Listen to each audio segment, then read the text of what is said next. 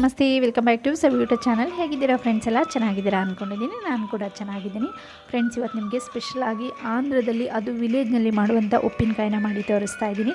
ತುಂಬಾ ಚೆನ್ನಾಗಿರುತ್ತೆ ಫ್ರೆಂಡ್ಸ್. ವರ್ಷದವರೆಗೂ ಇಟ್ಕೊಂಡು ತಿನ್ಬೋದು, ಅಷ್ಟು ಚೆನ್ನಾಗಿರುತ್ತೆ. ರುಚಿ ಅಂತೂ ಕೇಳೋದೇ ಬೇಡ.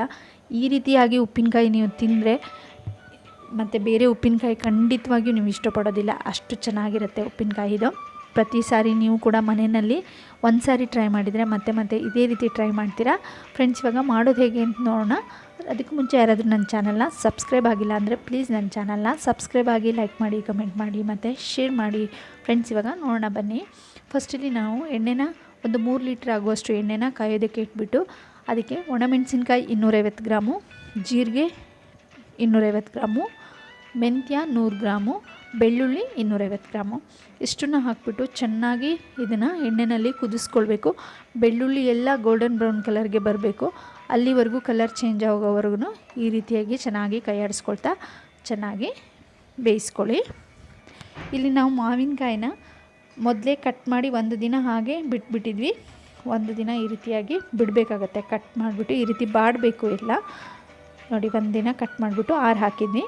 ನೆಕ್ಸ್ಟ್ ಇಲ್ಲಿ ಜೀರಿಗೆನ ಹುರಿದ್ಬಿಟ್ಟು ಪುಡಿ ಮಾಡ್ಕೊಂಡಿರೋದು 250 ಗ್ರಾಮ್ ಆಗುವಷ್ಟು, ಒಂದು 1/4 kg ಆಗುವಷ್ಟು ಜೀರಿಗೆನ ಹುರಿದ್ಬಿಟ್ಟು ಪೌಡರ್ ಮಾಡ್ಕೊಂಡಿರೋದು. ಒಂದು 150 ಗ್ರಾಮ್ ಆಗುವಷ್ಟು ಮೆಂತ್ಯನ ಹುರಿದ್ಬಿಟ್ಟು ಇಲ್ಲಿ ಪೌಡರ್ ಮಾಡಿ ಇಟ್ಕೊಂಡಿದ್ವಿ. ನೆಕ್ಸ್ಟ್ ಇಲ್ಲಿ ಬೆಳ್ಳುಳ್ಳಿ ಒಂದು 3/4 kg ಆಗುವಷ್ಟು ಬೆಳ್ಳುಳ್ಳಿ, 3/4 kg ಬೆಳ್ಳುಳ್ಳಿನ ತೊಗೊಳ್ಳಿ, ಈ ರೀತಿ ಪೇಸ್ಟ್ ಮಾಡಿ ಇಟ್ಕೊಳ್ಳಿ.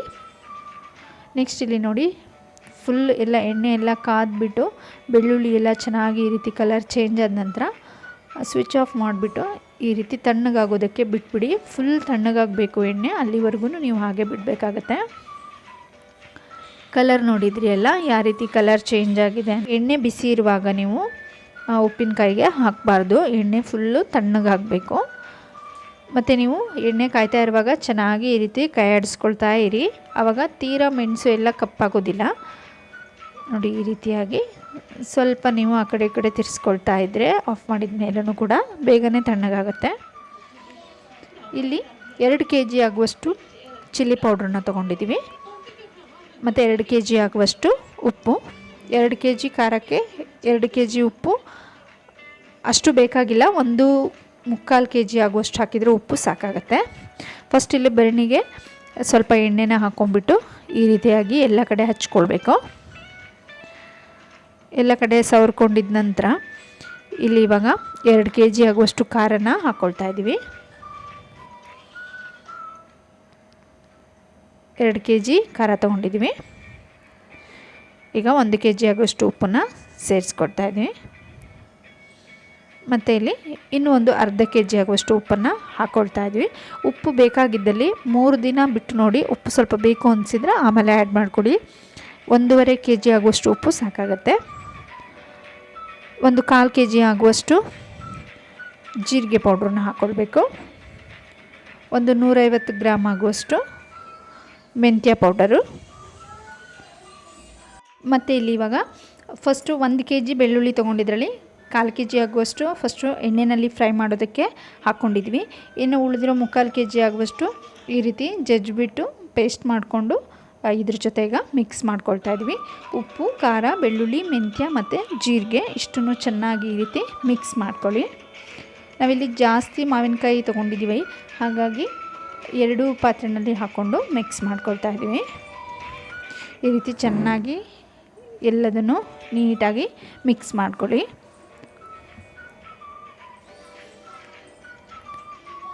ಸ್ವಲ್ಪ ಹೊತ್ತು ಈ ರೀತಿ ಎಲ್ಲ ಕಡೆ ಚೆನ್ನಾಗಿ ಮಿಕ್ಸ್ ಮಾಡ್ಕೊಳ್ಬೇಕಾಗತ್ತೆ ನೋಡಿ. ಬೆಳ್ಳುಳ್ಳಿ ಎಲ್ಲ ಸ್ವಲ್ಪ ಅಂಟ್ಕೊಳ್ಳೋದ್ರಿಂದ ಚೆನ್ನಾಗಿ ಕೈನಲ್ಲಿ ಹಿಸುಕ್ಬಿಟ್ಟು ಚೆನ್ನಾಗಿ ಮಿಕ್ಸ್ ಮಾಡ್ಕೊಳ್ಳಿ. ಇವಾಗ ಇನ್ನೊಂದು ಪಾತ್ರೆಗೆ ಅರ್ಧ ಮಸಾಲೆನ ಹಾಕ್ಕೊಳ್ತಾ ಇದ್ದೀವಿ. ಈಗ 2 ಪಾತ್ರೆಯಲ್ಲಿ ಮಿಕ್ಸ್ ಮಾಡ್ಕೊಳ್ತಾ ಇದ್ದೀವಿ.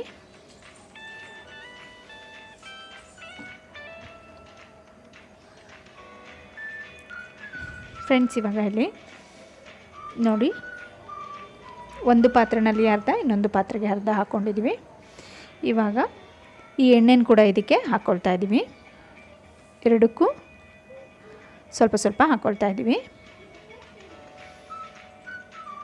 ಈ ರೀತಿ ಹಾಕೊಂಡ್ಬಿಟ್ಟು ಚೆನ್ನಾಗಿ ಮಿಕ್ಸ್ ಮಾಡ್ಕೊಳ್ಳಿ.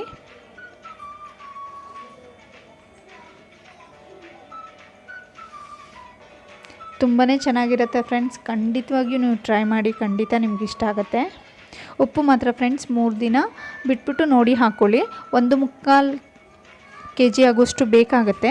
ಆದರೆ ನೀವು ಖಾರ ಎಷ್ಟು 1 ಗ್ಲಾಸ್ ಆಗುವಷ್ಟು ನೀವು ಕಡಿಮೆ ಹಾಕೋದಾಗಿದ್ದರೆ 1 ಗ್ಲಾಸ್ ಆಗುವಷ್ಟು ಖಾರ ತೊಗೊಂಡ್ರೆ 3/4 ಗ್ಲಾಸ್ ಆಗುವಷ್ಟು ಉಪ್ಪನ್ನು ಹಾಕ್ಕೊಳ್ಳಿ, ಸಾಕಾಗುತ್ತೆ.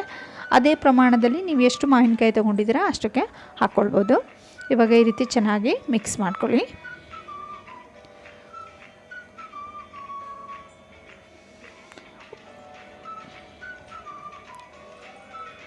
ತುಂಬಾ ಚೆನ್ನಾಗಿರುತ್ತೆ ಫ್ರೆಂಡ್ಸ್. ನಮಗೂ ಕೂಡ ಪಕ್ಕದ ಮನೆಯವರು ಈ ರೀತಿ ಮಾಡಿದಾಗ ನಮಗೂ ಕೊಟ್ಟಿದ್ದರು, ಆ ಟೇಸ್ಟ್ ನೋಡಿದ್ವಿ, ತುಂಬ ಚೆನ್ನಾಗಿತ್ತು.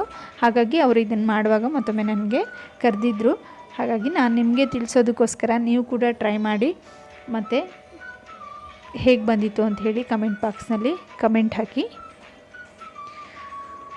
ಫ್ರೆಂಡ್ಸ್. ನೋಡಿ, ಎರಡನ್ನೂ ಕೂಡ ಚೆನ್ನಾಗಿ ಇಲ್ಲಿ ಮಿಕ್ಸ್ ಮಾಡಿಕೊಂಡು ನಂತರ ಇವಾಗ ಮಾವಿನಕಾಯಿನ ಹಾಕ್ಕೊಳ್ತೀವಿ. ಮಾವಿನಕಾಯಿ ನೋಡಿ ಈ ರೀತಿಯಾಗಿ ಒಂದಿನ ಕಟ್ ಮಾಡಿ ಚೆನ್ನಾಗಿ ಒಂದು ಬಟ್ಟೆನಲ್ಲಿ ಹಾಕಿಬಿಟ್ಟು ಚೆನ್ನಾಗಿ ಆರಿಸ್ಕೊಳ್ಳಿ. ಅಂದರೆ ಬಿಸಿಲಿನಲ್ಲಿ ಇಡಬೇಡಿ, ಮನೆ ಒಳಗಡೆ ತಣ್ಣಗೆ ಹಾಗೆ ಹರಡು ಹಾಕಿಬಿಡಿ. ಅದರದ್ದು ಸ್ವಲ್ಪ ಇರೋ ನೀರಿನ ಅಂಶ ಎಲ್ಲ ಹೋಗಬೇಕು. 1 ದಿನನಾದರೂ ಬೇಕಾಗುತ್ತೆ. ಈ ರೀತಿಯಾಗಿ ಕಟ್ ಮಾಡಿ ಹಾಕಿ ನೆಕ್ಸ್ಟ್ ಡೇ ಮಾಡ್ಕೊಳ್ಳಿ. ಈ ರೀತಿ ಚೆನ್ನಾಗಿ ಮಿಕ್ಸ್ ಮಾಡ್ಕೊಳ್ಳಿ.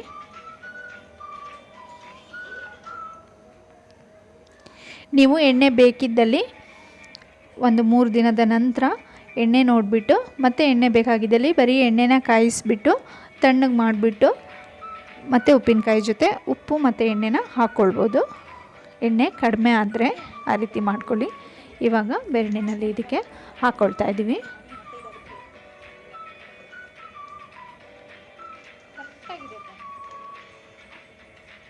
ಫ್ರೆಂಡ್ಸ್, ನೋಡಿದ್ರಲ್ಲ, ವಿಡಿಯೋ ಇಷ್ಟ ಆಗಿದ್ದಲ್ಲಿ ಪ್ಲೀಸ್ ನನ್ನ ಚಾನಲ್ನ ಸಬ್ಸ್ಕ್ರೈಬ್ ಆಗಿ.